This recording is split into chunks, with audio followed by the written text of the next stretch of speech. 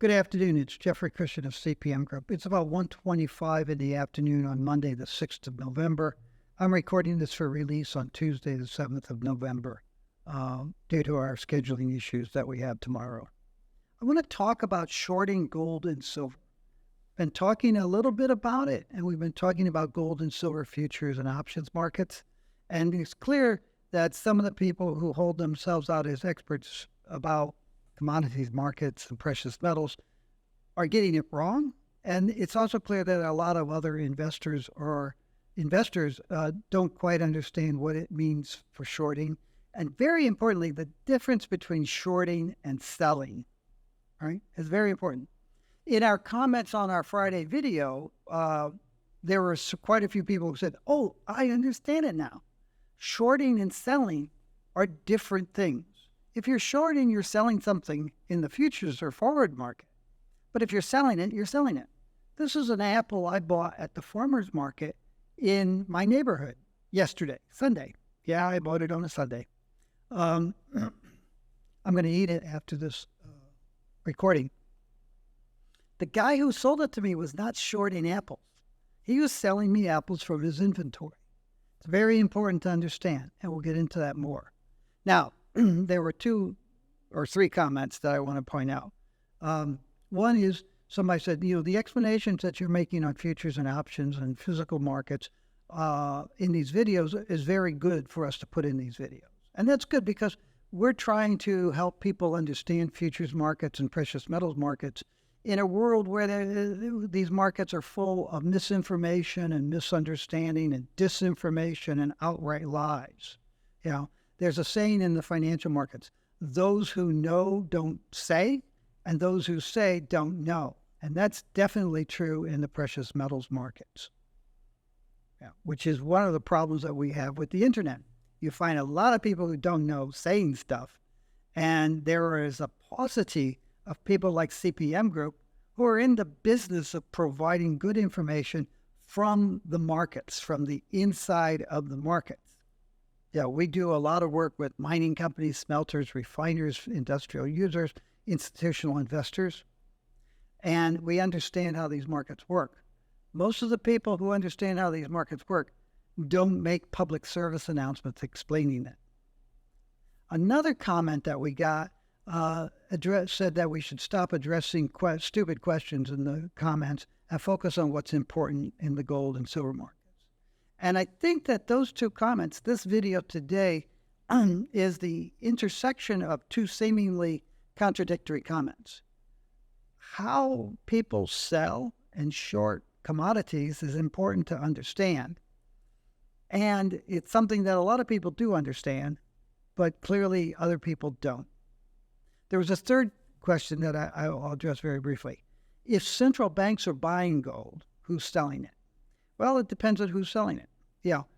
In China and in Russia, almost all of the gold that's being purchased is being purchased from domestic refiners or other entities within China and Russia that are selling. So mining companies, smelters, refiners, industrial users who have excess inventory, investors who want to take their profits or get out of losing positions, institutions that provide precious metals to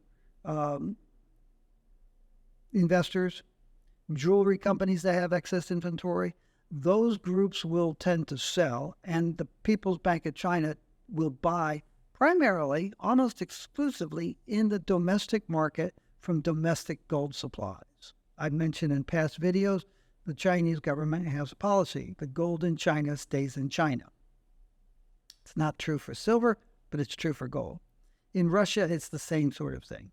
In Turkey, you have a very large market that serves not only the Turkish market, but really throughout the Middle East and even into Europe.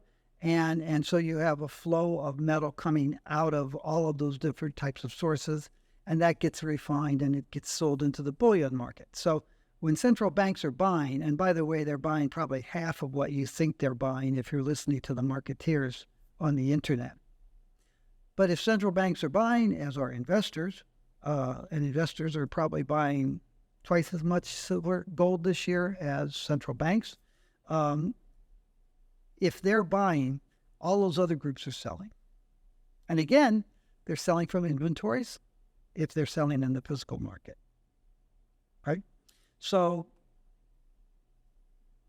that's where we are. Now, let's understand shorting. And in order to do that, understand the difference between a commodities futures contract and a stock traded on the stock exchange.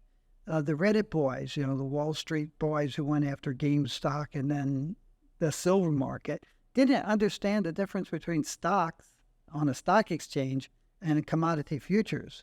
And that's why they were able to jerk around the stock market for small illiquid companies, but not the commodities futures exchange contract for silver.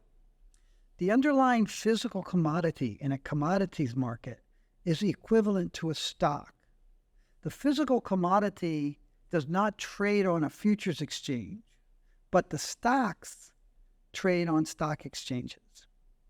So a commodity futures contract is a promissory note backed by either the underlying commodity, the ability to source that underlying commodity, or cash.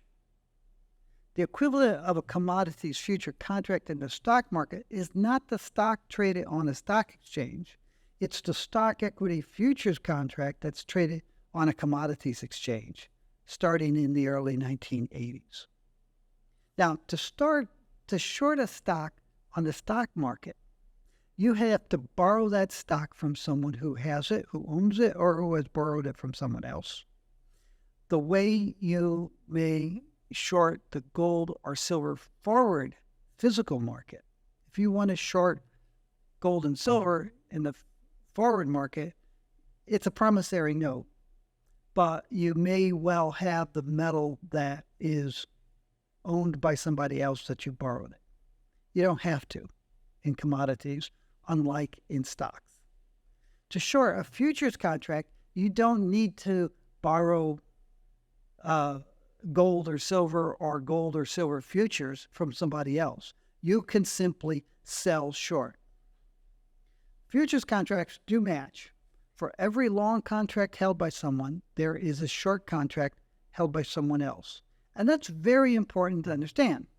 One of the other comments was, if I understand Mr. Christian, I think he called me Jeff, that means that if investors want to go short, commercials will go long. And that's true. You can see here, on the left-hand side, you have gross long and short positions in non-commercial entities. On the right-hand side, you see the gross long and short commercial positions of commercials, non-commercials, commercials, right? And you see that they kind of they match in obverse. Because when investors want to buy more futures, commercials supply those futures to them. Which is very rare in the gold market, it's not so rare in the silver market, investors want to go short, both on a gross basis, on a long net basis, you'll see that the commercials go long. It's not that they're taking the opposite position of their investor clients.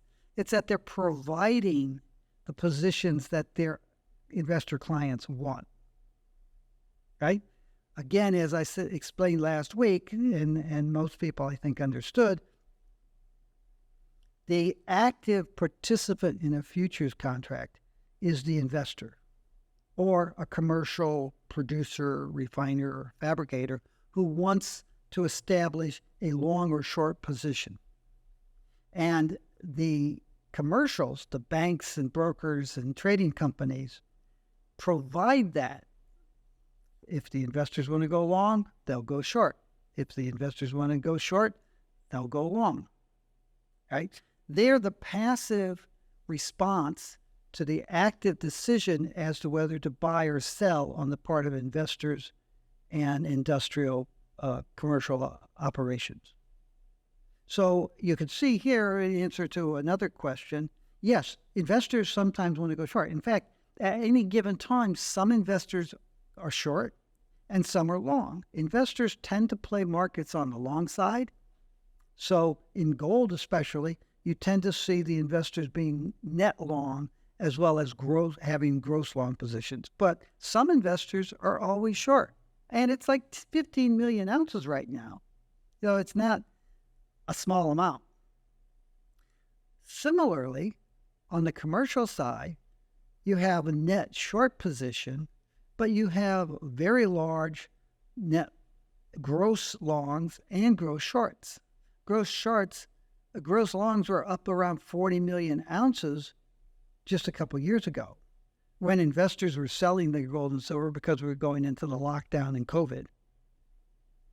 After investors regained their composure and realized it wasn't the end of the world and the treasury market wasn't going to collapse, and we weren't going to go into a Great Depression, they lightened up their short position, and the commercials, conversely, lightened up their long positions.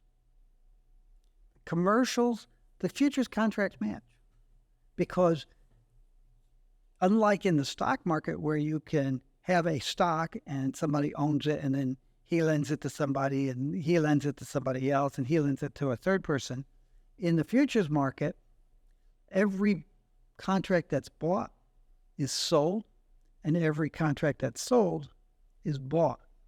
They match. No big surprise. Shouldn't be a big surprise. Now, understanding these markets, again, let's review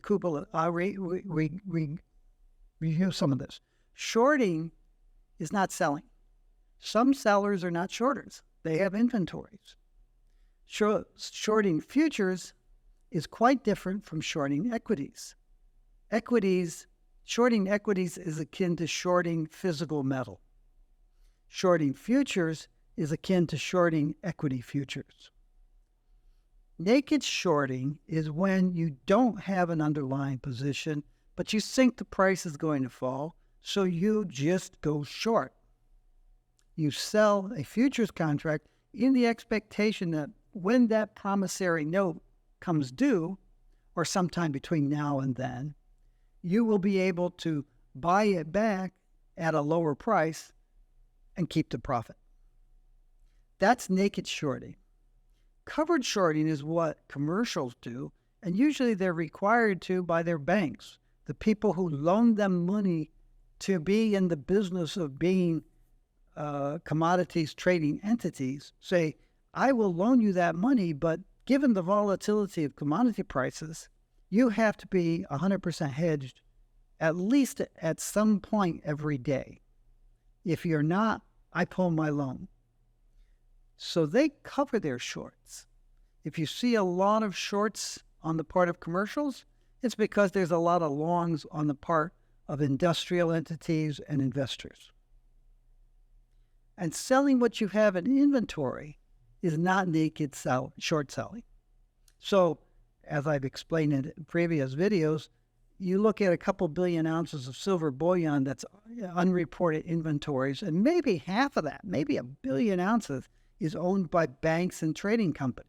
And it's lent out to mining companies and smelters and refiners and industrial users and jewelry manufacturers and others on a rolling basis.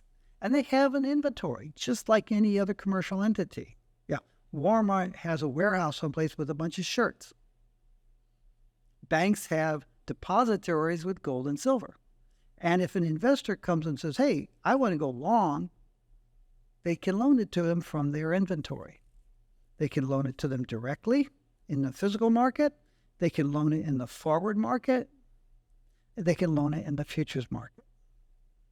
So a bank with physical gold and silver, which is a bullion bank, hedging its price exposure by shorting futures can also meet an investor's needs for someone to supply them with a long futures contract, taking the other side of that long or short position, depending on what they want.